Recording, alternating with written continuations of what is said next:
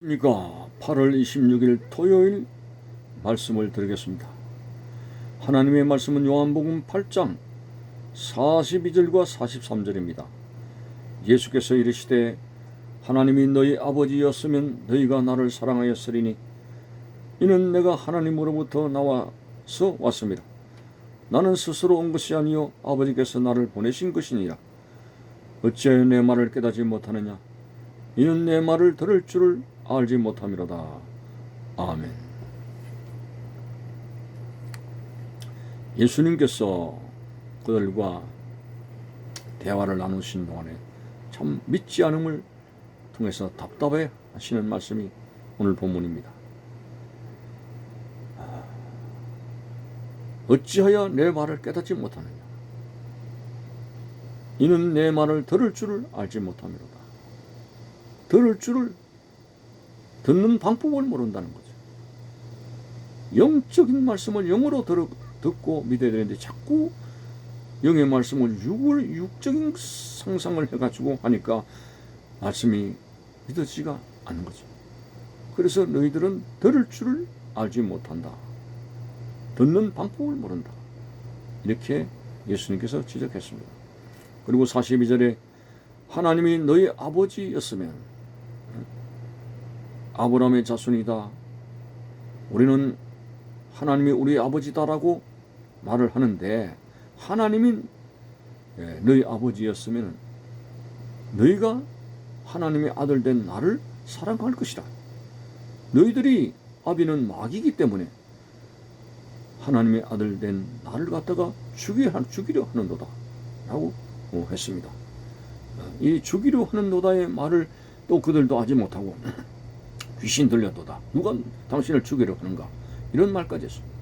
사실상 온 이 유대인 무리들이 충동질해가지고 예수님을 죽이려고 하지 않았습니까? 또 죽였습니다. 이 예수를 죽인 죄를 우리와 우리 후손들에게 돌리라고 했습니다. 너무나 참 겁없는 그런 말로 외쳤습니다. 죄값을 자기들이 치르겠다고 우리와 우리 후손들에게 진정 그대로 예수님을 하나님의 아들 되신 예수님을 죽인 그 죄가 역사적으로 이스라엘 백성들이 크게 징계를 받는 모습이 나옵니다. 그 이후로 이스라엘 백성들은 로마의 침입으로 말미암아서 그들의 성이 불타고 그들의 나라가 망하고 2000년 동안 나라 없이 떠돌이 민족이 되고 2차 세계대전에는 히틀러에 의해 가지고 가스 독살 당하는 일들이 벌어졌습니다. 예수 죽인 죄를 우리와 우리 후손들에게 돌리라고 하는 그들의 스스로의 함정에 파인 말대로 그렇게 되어졌습니다. 오늘 본문에서 참 안타깝습니다. 너희가 어떻게 나를 알지 못하느냐. 예수께서 하나님이 너희 아버지였으면 너희가 나를 사랑하였으리니 이는 내가 하나님께로부터 나왔음이라. 너희들이 하나님을 아버지로 모신다면 왜 하나님의 아들 된 나를 갖다가 사랑하지 않느냐. 이런 모순을 지적하고 있습니다. 그러니까 저희들은 계속적으로 예수님을 하나님의 아들 되심에 대해서 믿지를 못하고 불신에 나가 떨어졌습니다. 어느 정도 믿었는가 했더니 아브라함의 자손이면 아브라함의 자손에게 살아라고 하는 그 따끔한 책망을 받아들이지 못하고 다시 그들이 완악한 마음으로 바뀌어지게 되었습니다. 자, 그래서 참 신앙생활의 여정을 생각해 볼 때 신앙생활은 바로 믿는 것입니다.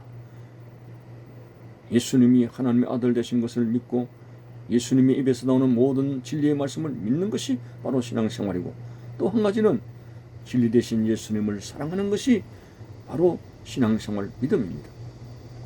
베드로에게 예수님께서 뭐라고 말씀하셨습니까? 네가 나를 사랑하느냐? 예, 내가 주님을 사랑하는 주께서 하시나이다.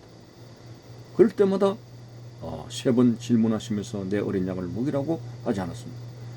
사역의 가장 중심이 바로 예수님을 사랑하는 것이고 험난한 십자가의 길을 걸어가고 우리가 믿음의 삶을 살아가는 중심이 바로 내 구주 예수를 사랑하는 것입니다. 왜? 사랑할 수밖에 없는 것이 그 죄 없으신 하나님 아들 예수께서 죄로 인해서 죽을 수밖에 없는 우리들의 죄값을 안고 죽으셨기 때문에 우리는 큰 사랑의 빛을 지고 있습니다. 예수님을 사랑하지 않을 수가 없는 것입니다. 그래서 어떤 사람은 십자가만 말을 해도 흐느끼고 주님을 사랑하는 뜨거운 가슴을 가지고 살아가는 신자들이 많습니다. 이겁니다. 우리가 주님을 믿는다고 하는 그 원동력은 나를 위해서 죽어주신 예수 그리스도를 사랑하는 것입니다. 그렇다면 예수님을 사랑하는 것이 이제 말로만 되는 것이냐? 주님께서 말씀하셨죠. 내 계명을 가지고 지키는 자라야 나를 사랑하는 자리라고 했습니다. 결국 주님을 사랑하는 이것이 믿음이고 신앙생활인데 말만 사랑하는 것이 아니고 하나님의 말씀을 내 계명을 가지고 주님의 계명을 가지고 지키는 그 순종하는 생활, 이게 바로 믿음의 생활이라고 정리를 할 수가 있습니다. 오늘 교회 안에는 참으로 알곡과 쭉정이 이에 어떤 구별된 모습들이 많습니다.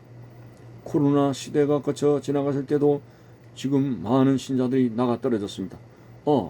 교회에 나오지 않아도 집에서 안방에서 예배를 드려도 되네. 이런 어떤 이상한 경험을 가지고 모이기를 힘쓰라고 하는 말씀을 부정하고 그냥 집에서 적당하게 헌금 생활도 없고 기도 생활도 없고 그렇게 나가고 있습니다. 참 애매하죠. 집에서 텔레비를 켜면 훌륭한 목사님들의 이런저런 설교를 통해서 은혜 충만히 받습니다. 그리고 이제 잠시 기도합니다. 그렇게 하면 되지 않느냐라고 하지만은 여러분 숫덩거리를 모아놨을 때 그 뜨거운 화력이 생성되지만은 숫덩거리 하나하나를 개별 분리를 해놓으면 그 불은 곧 꺼집니다. 우리 개인적으로 내 신앙생활을 내가 지킨다고 열심히 텔레비전 보면서 설교를 들으면서 하지만은 그러나 오늘 이 개개인이 하나하나 떨어져 나가서 성령의 불을 계속적으로 유지하기 힘듭니다. 계속적인 기도 생활이 안 됩니다. 공동체의 성을 서로 사랑하는 생활이 안 됩니다. 교회 중심으로 헌신하는 생활도 없어집니다. 오히려 힘쓰게 될 때 성령의 불이 임하게 되면은 그 숫덩어리가 함께 모여서 큰 화력을 발생하는 성령 충만한 역사가 나타나게 되고 거기서 함께 내 혼자는 기도가 안 되지만은 함께 기도할 때 기도가 되어지게 되고 또 공동체로서 여러 가지 서로 사랑하며 교회를 섬기는 헌신적인 일을 할 수 있는 그것이 바로 교회에 모여서 함께 신앙생활을 하게 될 때 가능한 것입니다. 그런데 나가 떨어져 있는 신자들은 집에서도 신앙생활을 해도 되는구나 이렇게 이상한 자기 논리를 펴면서 결국 교회도 나오지 않는 안타까운 경우들이 많습니다. 이런 경우가 한번 코로나 바람으로 인해서 쭉정에는 결국 나가 떨어진 경우가 아니겠습니까? 물론 교회의 여러 가지 잘못된 모습을 보고 교회를 비판하는 그런 어떤 교회 때문에 시험을 들어서 결국은 나가 떨어지게 되는 경우가 있습니다만 그렇다고 해서 예수 그리스도께서 피값으로 세운 교회를 부정하게 되느냐? 그렇게 살아서는 안 됩니다. 예수님의 피값으로 세운 교회를 어찌든지 지켜야죠.